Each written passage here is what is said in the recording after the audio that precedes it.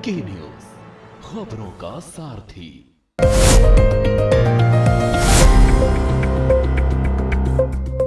सड़क पर युवा और संसद में संग्राम के बीच पेपर लीक के दीमक को फास्ट ट्रैक से रोकने के पीएम मोदी वादे पर रिपोर्ट देखेंगे और चलते चलते बाद देवभूमि उत्तराखंड तक छात्रों के विरोध प्रदर्शन चिंगारी के पहुंचने और सियासत घमासान की। और अब खबरें विस्तार से।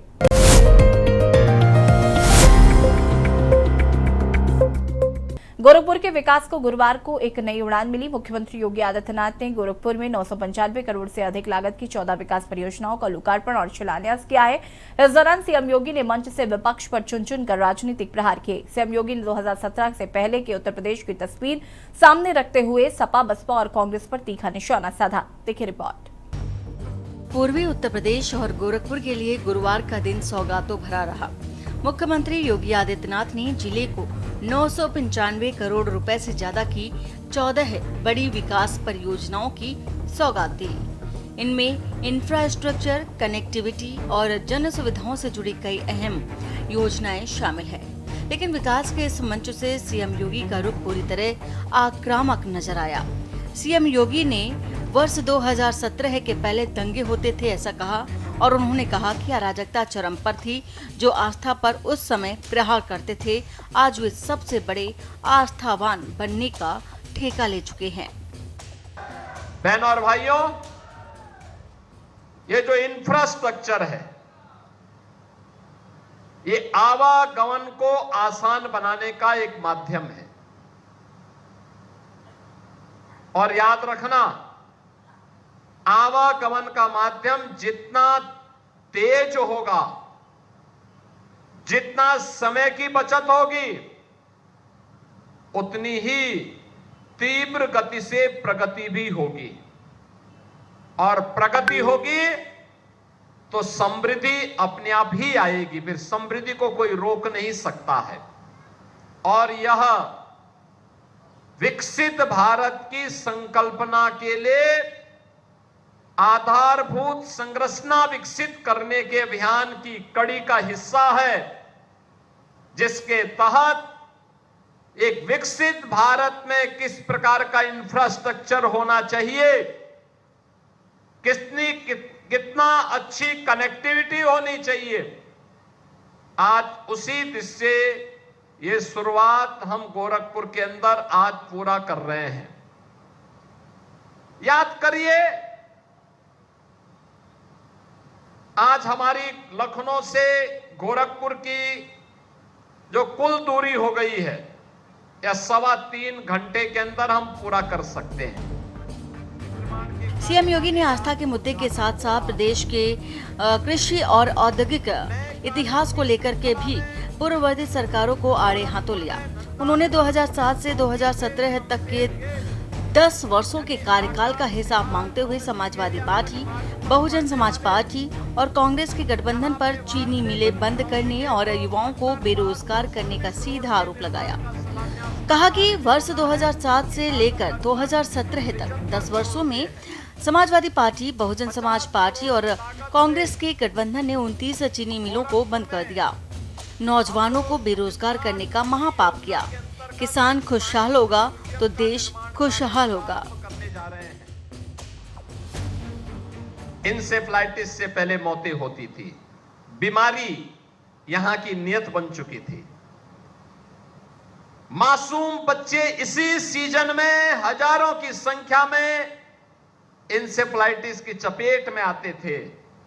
लखनऊ में बैठी हुई सरकारों की कानों में जूं नहीं रेंगता था, रुई डाल करके सो जाते थे, उनको पता ही नहीं लगता था, किसी गरीब की पीड़ा उनको नजर नहीं आती थी। याद करिए, आज जो हमारा युवा है, 15 साल से 25 साल की उम्र का नौजवान, इसके जीवन के साथ इस समाजवादी पार्टी और कांग्रेस के लोगों ने जितना अत्याचार किया, जितना शोषण किया, उसको शब्दों में व्यक्त करना वास्तव में इनकी सच्चाई को दिखाना, सबके सामने दिखाना होता है। यहीं पे आज से 7 साल पहले तक हजारों की संख्या में बच्चे इंसेफ्लाइटिस की चपेट में आते थे। कुशीनगर, देवरिया, महाराजगंज, गोरखपुर, संत कबीर नगर, बस्ती, सिद्धार्थनगर। आपको बता दें कि मुख्यमंत्री ने साफ कहा है कि जब किसान समृद्ध होगा तभी देश और प्रदेश खुशहाली की ओर बढ़ेगा। 2017 के बाद उत्तर प्रदेश में कानून व्यवस्था सुधरने के साथ साथ विकास की गति तेज हुई है और बंद चीनी मिलों को पुनर्जीवित कर किसानों को उनका हक दिया जा रहा है। गोरखपुर के इन 995 करोड़ की परियोजनाओं को इसी विकास यात्रा के एक बड़े पड़ाव के रूप में भी देखा जा रहा है। गोरखपुर से यह संदेश साफ है, एक तरफ जहां 995 करोड़ से ज्यादा की सौगात देकर विकास का रिपोर्ट कार्ड पेश किया गया है, वहीं दूसरी तरफ विपक्ष के पिछले 10 सालों के ट्रैक रिकॉर्ड को घेरकर चुनावी और राजनीतिक माहौल भी गरमा दिया गया है। स्पेशल डेस्क के न्यूज़ इंडिया।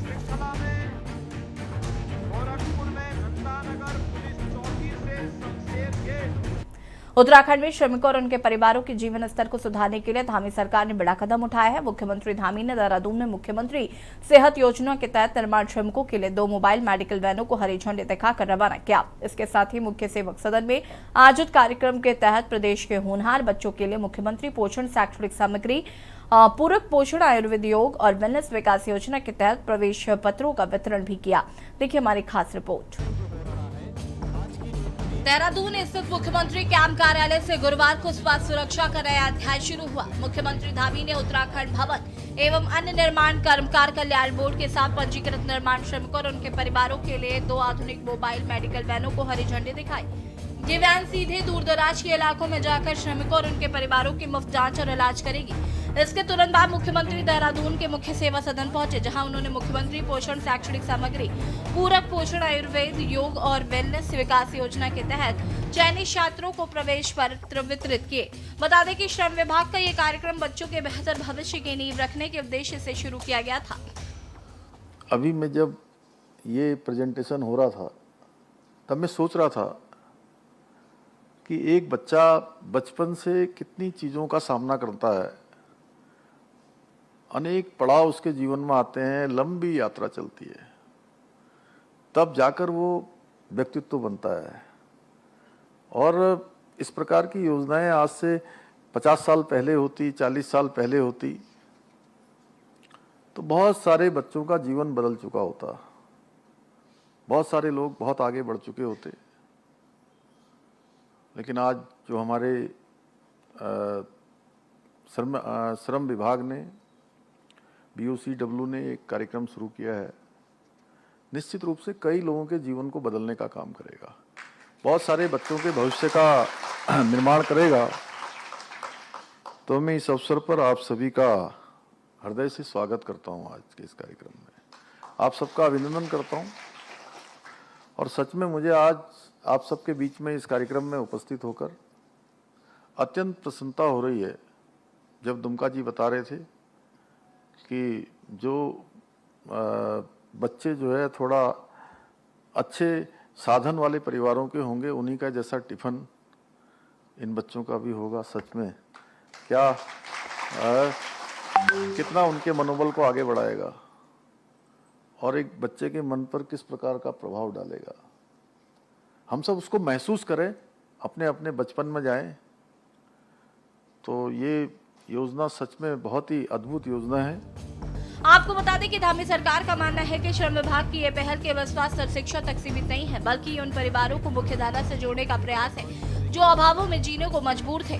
बच्चों को पोषण, योग और शैक्षणिक सामग्री मिलने से उनका सर्वांगीण विकास होगा। वहीं मेडिकल वैन के जरिए इलाज अब श्रमिक के घर के दरवाजे तक पहुंचेगा।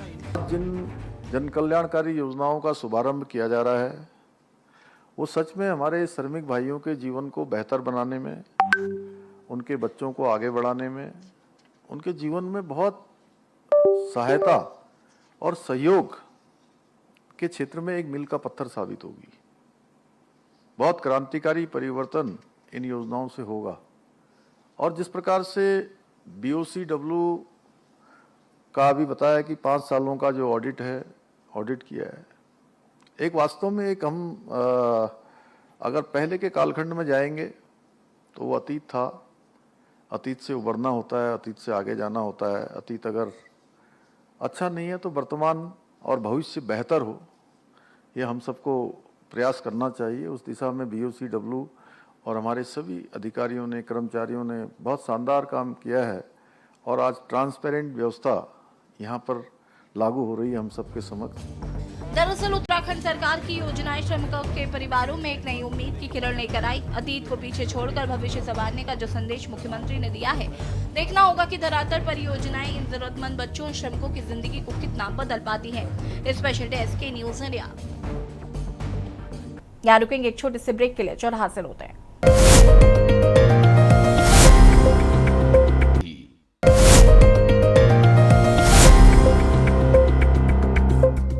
सालों की मेहनत, रात दिन की पढ़ाई, माँ बाप के सपने और एक पल में सब पानी पानी। वजह पेपर लीक। देश की शिक्षा व्यवस्था में सेंधमारी करने वाले माफियाओं पर प्रधानमंत्री नरेंद्र मोदी ने संसद से सीधा संदेश दिया है। पीएम मोदी ने कहा है कि दोषियों को बख्शा नहीं जाएगा, फास्ट ट्रैक कोर्ट से कड़ी सजा मिलेगी। लेकिन सवाल यह है कि क्या कानून कड़े करने से व्यवस्था का कैंसर खत्म होगा? संसद से लेकर सड़क तक विपक्ष और छात्र संगठन आर पार के मूड में है। आखिर इस महासंकट का स्थायी समाधान क्या है और आने वाले चुनाव में युवा वोटर का ये गुस्सा क्या मोड़ लेगा? देखिए रिपोर्ट। सड़क पर संग्राम और संसद में तीखे सवाल। देश का युवा आज सड़कों पर है और मुद्दा एक ही है, पारदर्शी परीक्षा और रोजगार की गारंटी। प्रधानमंत्री नरेंद्र मोदी ने संसद में विपक्ष के हमलों का जवाब देते हुए साफ कर दिया कि सरकार पेपर लीक करने वाले माफियाओं को बख्शने के मूड में नहीं। फास्ट ट्रैक कोर्ट के जरिए त्वरित न्याय की बात कही गई है। सख्त कानून की सुखबुगाहट के बीच विपक्ष का रुख नरम नहीं पड़ा है। कांग्रेस, वामपंथी दलों और प्रमुख छात्र संगठनों का कहना है कि सिर्फ कानून बना देना काफी नहीं है, जब तक कि पूरी परीक्षा प्रणाली का ओवरहाल न हो। पेपर लीक का चक्रव्यूह और प्रभाव। 1.5 करोड़ से अधिक अभ्यर्थी बार बार परीक्षाएं रद्द होने से हताश।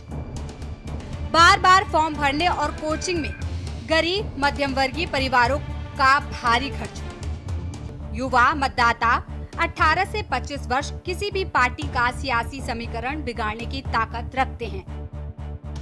बहरहाल आरोप प्रत्यारोप से परे बड़ा सवाल ये है कि इस गंभीर समस्या का धरातल पर क्या समाधान है। शिक्षा विशेषज्ञों और प्रशासनिक अधिकारियों के मुताबिक इसके लिए बड़े कदम उठाने ही होंगे। यही कि प्रश्न पत्र निर्माण से लेकर परीक्षा केंद्र तक 256 बिट इंक्रिप्शन और AI आधारित ट्रैकिंग लागू हो, जिससे पता चले कि किसे सेकंड में पेपर के साथ छेड़छाड़ हुई। प्राइवेट एजेंसियों या थर्ड पार्टी वेंडर्स को संवेदनशील जिम्मेदारियां देने के बजाय सरकारी तंत्र को पूरी तरह जवाबदेह बनाया जाए। पीएम के सुझाव के मुताबिक 6 महीने के भीतर मुकदमों का निपटारा और संपत्ति कुकर्की जैसे सख्त कार्रवाई का प्रावधान। हर परीक्षा का एक फिक्स कैलेंडर हो और धांधली होने पर पूरी परीक्षा रद्द करने के बजाय दोषी सेंटरों लोगों और को अलग कर परिणाम समय पर घोषित हो। हमारी सरकार, एनडीए की सरकार पूरी तरह से छात्र और युवाओं के भविष्य के लिए हर स्तर पर चर्चा को तैयार है, पर राहुल गांधी और कांग्रेस और संपूर्ण विपक्ष चर्चा से भाग रहे हैं, क्योंकि उनको मालूम है जब वो सदन के पटल पे चर्चा करने आएंगे तो उनकी जो दोहरा चरित्र है वो जनता और युवाओं के बीच में जग जाहिर हो जाएगा। हम तो खुली चुनौती देते हैं, आइए संसद के पटल पर छात्र और युवा के विषय पर, नीट के विषय पर, हर विषय पे हम चर्चा करने को तैयार हैं। राहुल गांधी के जो राजनीतिक दृश्य रहा है भगोड़ा का, भारतीय जनता पार्टी का सांसद हर विषय पर, भारतीय जनता पार्टी और एनडीए की सरकार हर विषय पर चर्चा भी करने को तैयार है और हर सवाल का जवाब देने को तैयार है। ट्वीट करके उन्होंने कहा है कि पेपर लीक मामलों पे सजा दिलवाने के लिए फास्ट ट्रैक कोर्ट बनाए जाएंगे। पर प्रधानमंत्री जी, ये तो बच्चों ने मांगा ही नहीं था, ये तो डिमांड ही नहीं थी। ये तो ऐसे लग रहा है जैसे आप बच्चों को बेवकूफ़ बना रहे हो। फास्ट ट्रैक कोर्ट तो इस देश में बहुत बने हुए हैं, रेप केसेस के लिए बने हुए हैं, पॉक्सो के लिए बने हुए हैं और किस्म के मुद्दों के ऊपर फास्ट ट्रैक कोर्ट बने हुए हैं। उनमें तो सुनवाई होती नहीं है। कई फास्ट ट्रैक कोर्स में तो और ज़्यादा टाइम लगता है, जो नॉर्मल कोर्स में लगता है उससे भी ज़्यादा। तो ऐसे लग रहा है जैसे अभी भी आप लीपापोती करने की कोशिश कर रहे हो, अभी भी आप धर्मेंद्र प्रधान को बचाने की पूरी कोशिश कर रहे हो। बच्चों ने मांगा था धर्मेंद्र प्रधान का इस्तीफा, उसकी आपने बात ही नहीं की। बच्चे के सर फट गए, टांगे टूट गई, टांगों के उनके ऊपर लाठी चार्ज हुआ, आंसू गैस के गोले छोड़े गए, बर्बरता से उनके ऊपर हमला किया गया। बच्चे अस्पताल में एडमिट है। मैं कल जंतर मंतर जाके देख के आया था, कई बच्चों से मिल के आया था। एक शब्द नहीं बोला उनकी सिंपैथी के लिए आपने। पूरी दुनिया में कुछ हो जाए आप ट्वीट करते हो, ये बच्चे आपके बच्चे नहीं हैं। थोड़ी सी दया आती है आपको इन बच्चों के लिए जिन पे इतनी बर्बरता से आपने हमला करवाया था। बाहर से लोग भेजे जा रहे जानबूझकर प्रोटेस्ट को खराब करने के लिए। हम यहाँ पर 1 महीने से बैठे हुए थे, 1 महीने में ऐसी कोई वारदात नहीं हुई। लेकिन अब क्या हो रहा है, जैसे ये प्रोटेस्ट बड़ा हो गया है तो ये बाहर से गुंडे भेजे जा रहे हैं बीजेपी द्वारा जानबूझकर लोगों को उकसाने के लिए। और यही लोग हैं जो पथराव कर रहे हैं बीजेपी के। पुलिस यहाँ पर पत्थरों के ट्रक लाकर रखती है, बीजेपी के गुंडे आते हैं, वो पत्थरबाजी करते हैं और फिर कांग्रेस जनता पार्टी के लोगों को बदनाम करते हैं। Abhijit ji, what about the discussion?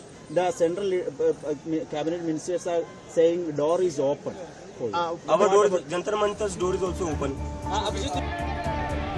बात अगर भविष्य की राजनीति की करें तो पेपर लीक अब सिर्फ एक प्रशासनिक विफलता नहीं बल्कि एक बड़ा राजनीतिक मुद्दा बन चुका है। भारत का युवा केवल नारों से संतुष्ट नहीं है। आने वाले राज्य विधानसभा चुनाव और राष्ट्रीय राजनीति में जो दल पेपर लीक मुक्त भारत और पारदर्शी रोजगार का ठोस भरोसा देगा, युवा वोट बैंक उसी की तरफ रुख करेगा।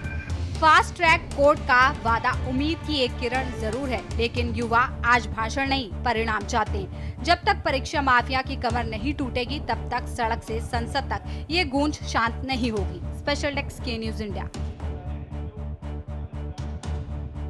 देश भर में इन दिनों दिल्ली के जंतर मंतर पर नीट परीक्षा में पेपर लीक और सीबीएसई मार्किंग में अनियमितताओं को लेकर छात्रों और युवाओं का विरोध प्रदर्शन लगातार चर्चा में बना हुआ है। वहीं दिल्ली से उठी छात्रों की ये चिंगारी अब देवभूमि उत्तराखंड तक भी पहुंच गई है। सामने आ रहे भर्ती घोटालों और पेपर लीक की घटनाओं के विरोध में प्रदेश के युवा भी सड़कों पर उतरकर प्रदर्शन कर रहे हैं। तो वहीं इस मुद्दे ने अब सियासी गलियारों में भी तूल पकड़ना शुरू कर दिया है। कांग्रेस सहित अन्य विपक्षी दल भाजपा सरकार की कार्यप्रणाली पर सवाल खड़े करते हुए कई आरोप लगा रहे हैं। देखिए रिपोर्ट। नई दिल्ली के जंतर मंतर में छात्रों के साथ ही विपक्षी दलों का प्रदर्शन लगातार जारी है। पेपर लीक मामले को लेकर छात्र और विपक्षी दल लगातार केंद्रीय शिक्षा मंत्री धर्मेंद्र प्रधान एवं संसद में इस मामले पर चर्चा की मांग कर रहे हैं। इसी कड़ी में राहुल गांधी समेत अन्य विपक्षी दल के नेताएं बीते दिनों पीएम आवास का भी घेराव किया, जिसके विरोध में अब बीजेपी सड़कों पर उतर गई है। राहुल गांधी के विरोध में बीजेपी कार्यकर्ताओं ने देहरादून में कांग्रेस मुख्यालय घेराव के लिए हुंकार भरी। इससे पहले बीते मंगलवार में कांग्रेसियों ने देर शाम लोक भवन कूच किया, लेकिन पुलिस ने उन्हें हाथी बुड़कला में बैरिकेडिंग लगाकर रोक दिया, जिसके बाद कांग्रेसियों ने सरकार के खिलाफ जमकर नारेबाजी कर प्रदर्शन किया।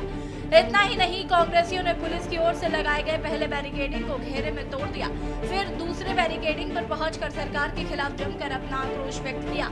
इस बीच हंगामा बढ़ता देख पुलिस ने प्रदर्शनकारियों को हिरासत में लिया, जिस पर राजनीति अभी भी जारी है। ये बहुत एक सोची समझी साजिश है कि छात्रों को आगे करके बाद में स्वयं राजनीति करना, माहौल खराब करना, कानून व्यवस्था को अपने हाथ में लेना, अराजकता फैलाना। जबकि प्रधानमंत्री मोदी जी के नेतृत्व में आज पूरे देश के अंदर 12 लाख से भी ज़्यादा लोगों को नियुक्ति पत्र वितरण किए गए हैं। नीट का एग्ज़ाम दोबारा करवाया गया है और पूरी पारदर्शिता के साथ करवाया गया है। सीबीआई जांच की इंक्वायरी की गई है, जो लोग दोषी थे उनके खिलाफ कार्रवाई की गई है। पूरे देश भर के अंदर जहां भी एनडीए की सरकारें हैं, भाजपा की सरकारें हैं, उन्होंने बहुत पारदर्शिता के साथ एग्जाम को किया है। का पाठ पढ़ाने उनका ये कहना। आपने आटे का बम सुना है, आपने सुतली का बम सुना है, आपने फुस बम सुना है। तो फुस बम, आटे का बम, सुतली का बम, वो आज साबित हो गया कि भारतीय जनता पार्टी असलियत उसकी क्या है। हम तो स्वागत करने के लिए खड़े थे, 2 बजे से खड़े थे, बारिश में खड़े थे, लेकिन बेचारे आए नहीं। कहीं हमारी बहनें गाना गाती रही, देर ना हो जाए, कहीं देर ना हो जाए, आ जा रहे। अब महेंद्र भट्ट जी आए नहीं। और आज हमने यहाँ पर प्रोटेस्ट की कॉल दी है। दिल्ली के अंदर जो पुलिस ने अत्याचार किया है उसके खिलाफ हम लोग यहाँ पर जो है प्रदर्शन कर रहे हैं। और हमारा ये स्पष्ट मानना है कि दिल्ली के अंदर जो पुलिस ने लाठीचार्ज किया वो पूर्व नियोजित किया, उसके लिए उन्होंने पहले से तैयारी करी थी। उनका मकसद प्रदर्शन करवाना नहीं था 20 तारीख को, उनका मकसद प्रदर्शन के अंदर बाधा पहुंचाना था, हर तरीके से उस प्रदर्शन को नुकसान पहुंचाना था। नई दिल्ली में जो छात्रों पर लाठीचार्ज किया गया है, जिस तरह से केंद्र सरकार लोकतंत्र की आवाज दबाने का काम कर रही है, जो बच्चे लोकतंत्र से अपनी बात कह रहे थे वो यही तो कह रहे थे कि पेपर लीक हो रहा है, बार बार उनके भविष्य के साथ खिलवाड़ हो रहा है। पेपर लीक हो चुका है एक बार, और उसके बाद कई पेपर लीक हो चुके हैं, कई बच्चों ने आत्महत्या कर लिया है, और भविष्य के लोगों का संकट, भविष्य का जो संकट उनके पे मंडरा रहा है, इन तमाम बिंदुओं को लेके उन्होंने प्रदर्शन किया। लोग ढंग तरीके से किया, लोकतंत्र के तरीके से किया, शांतिपूर्ण ढंग से किया। लेकिन जिस तरह से लाठीचार्ज उन पर किया गया, बच्चों पे कपड़े फाड़े गए, लड़कियों के कपड़े फाड़े गए, लड़कों पे जिस हिसाब से उन्होंने मतलब मारा है, और साथ साथ मैं देख रहा था वीडियोस पे कुछ ऐसे शख्स दिखे जो पुलिस वर्दी में नहीं थे, जो लाठीचार्ज कर रहे थे। वो कौन है? देखिए, आज का प्रदर्शन राहुल गांधी को लोकतंत्र में आईना दिखाने का प्रदर्शन है। जिस प्रकार से राहुल गांधी लोकतंत्र की खिल्ली उड़ा रहे हैं, प्रधानमंत्री के आवास पर जाकर माहौल को खराब करने का प्रयास करते हैं। लोकतंत्र में पार्लियामेंट चल रही है, सदन के अंदर उनको बोलने का अधिकार है। कल हमारे सरकार के मंत्री उनसे मिलने गए, पहली बार उन्होंने जो शर्तें रखी थी उसको स्वीकार किया, लेकिन स्वीकार के बाद भी जब अपनी बात आ रहे हैं और एक प्रकार से देश को दिग्भ्रमित करने का वो काम कर रहे हैं। गौर हो कि लोकसभा में नेता प्रतिपक्ष राहुल गांधी के प्रधानमंत्री आवास के पास धरना दिए जाने के विरोध में भाजपाइयों ने पार्टी प्रदेश अध्यक्ष महेंद्र भट्ट के नेतृत्व में कांग्रेस भवन कूच किया, लेकिन पुलिस की सजगता से भाजपाई कनक चौक से आगे कांग्रेस भवन की तरफ नहीं बढ़ पाए। वहीं दूसरी तरफ पुलिस ने कांग्रेसियों को एशले हाल चौक से कुछ ही आगे दूरी पर बैरिकेडिंग लगाकर रोक लिया, जिस कारण कांग्रेसी कनक चौक तक नहीं पहुंच पाए, जिस पर लगातार विरोध प्रदर्शन देश से लेकर प्रदेश में अभी भी जारी है। आखिर इस पर विराम कब लग पाएगा, शायद इसका जवाब अभी किसी के पास नहीं है। Uttarakhand desk report. इस स्पेशल रिपोर्ट में फिलहाल इतना ही। देखते रहिए के न्यूज़ इंडिया। नमस्कार।